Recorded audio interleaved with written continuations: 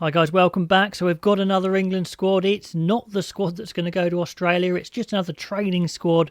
And also it's minus all the semi-finalists of the Premiership. So Leicester Saracens, Harlequins and Northamptons, none of their players are here.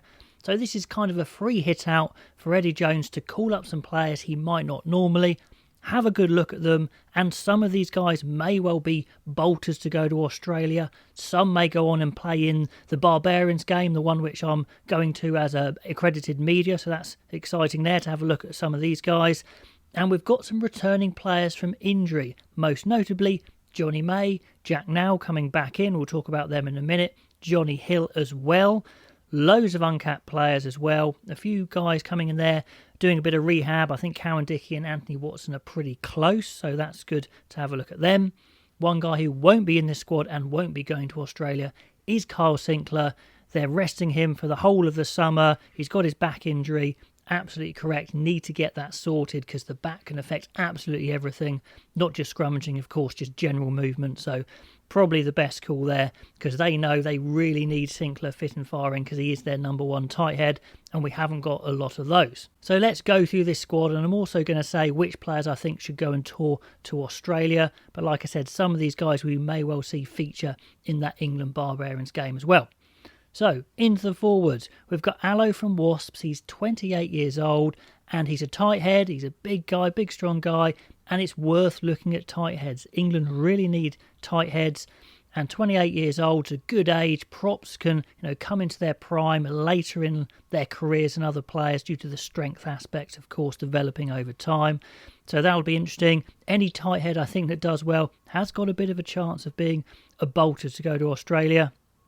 Then we've got Alfie Barbary, who we know all about. He hasn't got a cap yet. I really hope he goes to Australia. I hope it'll be a massive opportunity wasted if he didn't. Sam Simmons has got an operation as well, so that's another number 8 spot available. So I think now is his time. We've got Jamie Blamire, which is fascinating as you've got Blamire and you've also got McGuigan as well. So that's really interesting. Those two guys battling out at Newcastle are going to now battle out for England. McGuigan winning the race at the moment to be number 1 for Newcastle. Who's going to win, the pecking order race for England? Comments below who you think it should be. I mean, McGuigan's the form player, but Blamire's kind of got the, youth on his side, if you like, the athletic potential on his side. Callum Chick there's got a couple of caps. He's in good form. He's a classic bulldozer of a number 8 Newcastle Falcon, but he's got lots of competition. It would be a big shot for him to go to Australia. Could well see him in that Barbarians game as well, because I know Eddie Jones, he likes him. He's got a great attitude. Like I said, big, strong, classic number 8. We've got Freddie Clark, uncapped, 29 now, been around a bit. An interesting call. Would he go second row, or would they use him potentially as a big number 6? So that's an interesting one. Again, in his prime, big lad. How do they see using him? Second rows are a little bit short on the ground at the moment as well, so it could well be second row. Tom Curry, great to see him back. He's racked up 40 caps already. He's still very young. He's looking fit for sale, and I think actually he's looking a bit more streamlined as well. A little less bulk, which might actually help his natural game. I think he had bulked up a huge amount to increase his ball carrying, especially because Eddie Jones was playing him at number 8 at times. Then we've got Trevor Davison, another tight head joining in the battle there. Then we've got Charlie Ewells, of course. He's got 30 caps already. It doesn't matter if he gets red cards, yellow cards. If Bath are underperforming, we know he's in the squad because Eddie Jones loves him. And then we've got an uncapped player, the 26-year-old Will Goodrick Clark for London Irish. He's been playing really well. He's risen up through the rugby ranks very quickly. Now he's there for England. Worth having a look at all these props. Loose head, could be worth a look at, could be a dark horse. On to Johnny Hill. And England really missed him. He's the sort of player who's increased his reputation by being absent because no one managed to fill that hole he left. If he gets back to full match fitness, it looks like the spot is his. I would expect him to go to Australia if he was fit. Ted Hill, he's got a couple of caps early on. I think he's getting better and better. Some people not sure he can make the step up, but he's got the size, he's got the strength, he's really quick. I see him as a classic big 6 if they want to go with him there. Plus he could cover the rest of the back row as well, of course, probably second row to push. Sam Jeffries, an interesting, cool, uncapped player. Then we've got George McGuigan, who I mentioned before already. Tom Pearson, we've talked about in previous videos, the young flanker. Bevan Rodd, who I think's got a really high ceiling to his ability at loose head. He's only young, he's going to get better, but every time I see him, he looks eye-catching to me. Another prop trying to get in on the action there, Patrick Schnickerling, coming from Exeter Chiefs, only a youngster as well, looking for those props of the future.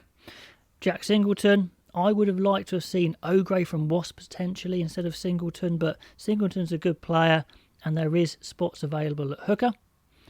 Will Stewart, Sinclair's not in the squad now, he's not going to be in the Australia squad. If he plays his cards right, he's probably going to be the first choice tight head. Anyone for Bath is probably a little lucky to be in this squad, to be honest, but hopefully Bath is more of a club problem rather than a player problem. And Sam Underhill of Bath is a very trusted quality international flanker, so I'd expect him to pick up where he left off for England. Another guy I can't wait to see pull on that white shirt again is Jack Willis of Wasps. Talking of hard men, he could play 6-7. He's a real tough flanker. We know he's good over the ball, but he's improved his around the park work, especially his tight carrying I think has improved as well. So I'd love to see him go to Australia. Into the backs we see Henry Arendelle again. It would have been a bit of a disaster if he dropped out of the squad already, so it's good to see Eddie Jones still happy with him. I talked about in my last England video, there's a lot of young 10s around, and it's Atkinson that gets in there with Bailey that Eddie Jones is going to have a look at in this one. A slightly older guy, Mark Atkinson, is in again. He's got his cap, but with Tuolangi out, I think Slade out as well. They're short on centres anyway. Atkinson's got a great chance of going to Australia. I'd probably even start him as my number 112, although Eddie Jones will go with Farrell. On to a couple of big wingers. We've got Joe Thokanasiga, who's got a few games under his belt now, which is great. I'm always worried about him injury-wise, but he's looking good now, and there's no winger like him in England. A guy who seems so ready for international rugby is Olly Hassell-Collins. It would be really upsetting for me if he didn't go to Australia. Will Joseph, we see in there again, the young centre. Like I said, there's a chance for centres to go because we are short of them at the moment. Then Johnny May and Jack Noel, both very experienced. However, I like them a lot. However, I'm not sure they're quite the players they were. Johnny May, he's not as quick as he used to be. I know he's just come back from injury, but before that, he didn't look the same. Jack Noel's a fantastic player, but again, I think there's better performing back three out there. So I'm good to see them in the squad, but I wouldn't actually take them to Australia, although I'm sure one or even both of these guys will go. We've got Paolo Adogwu back in the camp, uncapped still, and I've got a feeling Eddie Jones will keep it that way. I'm not sure he's going to play Adogwu. I think he might be strung along a little bit. I don't know what you think. It might be even worth him if he doesn't get picked for England this summer, or for the Barbarians, say, taking the plunge for Italy. I know Barbarians isn't a cap match, but still, it's something. But yeah, he's an interesting one. Let me know what you think there. Max Ajomo, you guys have been raving about. I know he's got loads of fans. I think he's a fantastic player. I just think he needs a little bit more time. I'm not sure he's ready yet, but he could be your ball-playing 12 of the future. Tom Parton, a really good back three, good fullback for London Irish. Is he going to be world-class? I'm not overly sure, but certainly a reliable player. Radwan, he's still got the pace. No, for Newcastle, he hasn't really shone, but I think if he was in an England team, given the space, he could be a fantastic weapon.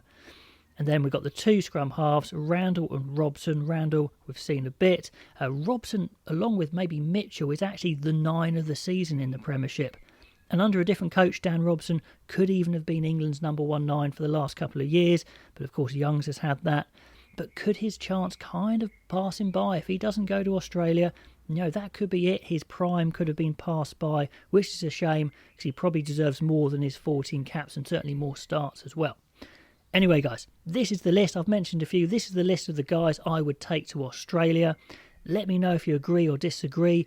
If some of these other guys play for the Barbarians and have a stormer, maybe I'd put them onto that list as well. But anyway, let me know what you think of this training squad. Who of these guys would you take to Australia? And I'll catch you next time.